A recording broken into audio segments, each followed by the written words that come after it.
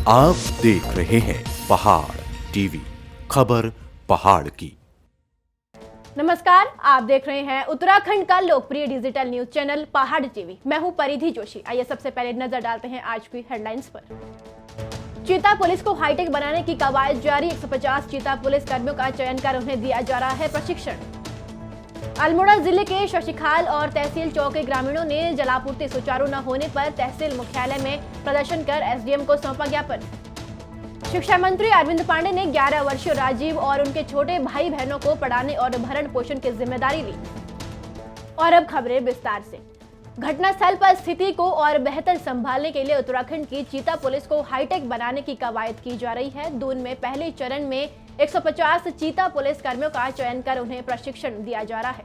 DGP के निर्देशों पर वर्तमान में चीता और सीपीयू को और हाईटेक बनाने के लिए कहा गया है। दून में 150 पुलिसकर्मी जिन्हें प्रशिक्षण दिया जा रहा है, उनमें 120 पुरुष और 23 महिला पुलिसकर्मी शामिल की गई है। माननीय डीजीपी महोदय और पुलिस मुख्यालय द्वारा निर्देशित इसमें किया गया है और इसमें एक प्लान तैयार किया गया है, जिसके अंतर्गत प्रथम चरण में 150 पुलिसकर्मी चयनित किए जा रहे हैं, जिनमें 30 महिलाएं और 120 पुरुष कर्मी होंगे। इनको पुलिस लाइंस में एक गहन प्रशिक्षण दिया जाएगा। मुख्य रूप से इस फोर्स का उद्देश्य फर्स्ट रिस्पॉन्डर की तरह काम करना है और किसी भी मौके पर पहुंचकर विभिन्न सिचुएशंस के हिसाब से इनको क्या प्रतिक्रिया देनी है और कैसे रिस्पॉन्ड करना है, इस बारे में इनको ट्रेन किया जाएगा। गदरपुर के विधायक और प्रदेश के शिक्षा मंत्री अरविंद पांडे इन दिनों अपने गदरपुर क्षेत्र के भ्रमण पर है, साथ ही चर्चाओं में है। पहले तो शिक्षा मंत्री ने बच्चों के साथ कबड्डी खेलकर सभी युवा खिलाड़ियों को खेल के प्रति जागरूक किया और अब एक 11 वर्षीय राजीव और उनके छोटे छोटे भाई बहनों को पढ़ाने लिखाने और भरण पोषण की जिम्मेदारी ली है।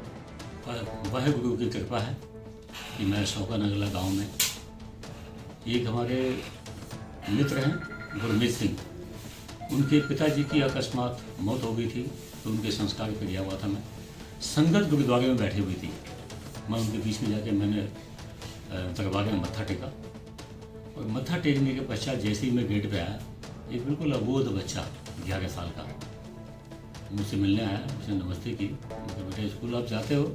बोला नहीं अंकल मैं स्कूल नहीं जाता। मैंने कहा बेटा आप स्कूल क्यों नहीं जाते हो? बोला अंकल स्कूल मैं नहीं जाऊँगा, मुझे अपने छोटे भाई बहनों को पढ़ाना है। मैं कहा तुम क्यों पढ़ाओगे? तो बोला कि अंकल जी मेरे पिताजी नहीं है, वो ख़त्म हो चुके हैं और हमारी माँ हमको बहुत छोटे पैसे छोड़ के चली गई। तो मैंने कहा आप स्कूल नहीं जाते? बोला नहीं। मैं कहा खाते क्या हो? बोला मैं किसी होटल में बर्तन मांजता हूँ। ऐसी घटना घटी जो शब्दों में नहीं कहा जा सकता। तो मैंने कोशिश की इस बच्चे की और इसके जो छोटे भाई बहन हैं उनको पढ़ाने लिखाने और उनको पालने का भगवान वाहेगुरु ने मुझे ड्यूटी सौंपी है और इसी ड्यूटी को मैंने निभाया। पटवारी क्षेत्र पांखू के ठाणु गांव में मारपीट और जान से मारने की धमकी के आरोपी को गिरफ्तार करने गई राजस्व टीम पर आरोपी और उसकी पत्नी और नाबालिग बेटी ने धारदार हथियार से हमला कर दिया और बड़ी मुश्किल से राजस्व टीम ने अपनी जान बचाई।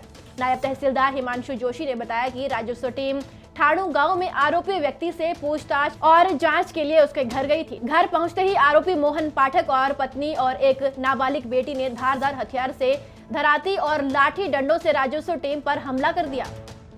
मसूरी माल रोड की व्यवस्था और यातायात को लेकर मसूरी कोतवाल द्वारा मसूरी नगर पालिका अध्यक्ष और सभासदों के साथ बैठक की गई। इस मौके पर पालिका अध्यक्ष अनुज गुप्ता और सभासदों द्वारा कोतवाल को माल रोड की व्यवस्थाओं को दुरुस्त करने से लेकर कई सुझाव दिए गए, जिसमें मसूरी माल रोड पर अनाधिकृत रूप से दुपहिया वाहनों के संचालन और सड़क किनारे पार्किंग को लेकर ठोस कार्रवाई करने के सुझाव दिए गए। बेरीनाग चौकोड़ी के लोगों को जल्दी मालिकाना हक मिलेगा, सरकार के स्तर पर कार्रवाई चल रही है। यह बात विधायक मीना गंगोला ने एसडीएम अभय प्रताप के साथ स्थानीय लोगों के साथ बैठक के दौरान कही। बैठक के दौरान विधायक ने स्थानीय स्तर पर भूमि के मालिकाना हक के संदर्भ में कार्रवाई की जानकारी दी। बेरीनाग चौकोड़ी की सम्मानित जनता की कई वर्षों पुरानी मांग है कि उनका ज़मीन का मालिकाना हक मिले। हमने इसी सिलसिले में आज एसएम साहब के साथ बैठक की और सारे बुद्धिजीवी वर्ग हमारे साथ था और सरकार का पूरा प्रयास है कि उनको उनका मालिकाना हक दिलाने के लिए तैयार है और कुछ ही प्रक्रिया के तहत कुछ ही समय बाद उनका मालिकाना हक दिलाया जाएगा। हरिद्वार में 14 जनवरी को मकर संक्रांति का स्नान होने जा रहा है, जिसको लेकर कुंभ मेला पुलिस ने अपनी तैयारियां शुरू कर दी है। मेला नियंत्रण भवन में कुंभ मेला एसएसपी जन्मजय खंडूरी ने अधीनस्थ अधिकारियों के साथ बैठक कर मेले की तैयारियों पर चर्चा की। इस मौके पर एसएसपी जन्मजय खंडूरी ने बताया कि मकर संक्रांति पर साल का पहला बड़ा स्नान होने जा रहा है, जिसमें ट्रैफिक प्लान और भीड़ प्रबंधन को लेकर बैठक की गई। बेसिकली जो ट्रैफिक प्लान है और क्राउड मैनेजमेंट का प्लान है, क्योंकि ये साल का पहला स्नान है और मकर संक्रांति का स्नान है, तो जिसमें कि लोगों के आने की संभावनाएं हैं, तो कोविड की गाइडलाइंस के दृष्टिगत जिस तरीके से स्नान किया जाना चाहिए उसकी हम प्लानिंग कर रहे हैं और उसको जल्दी हम मूर्त रूप दे देंगे।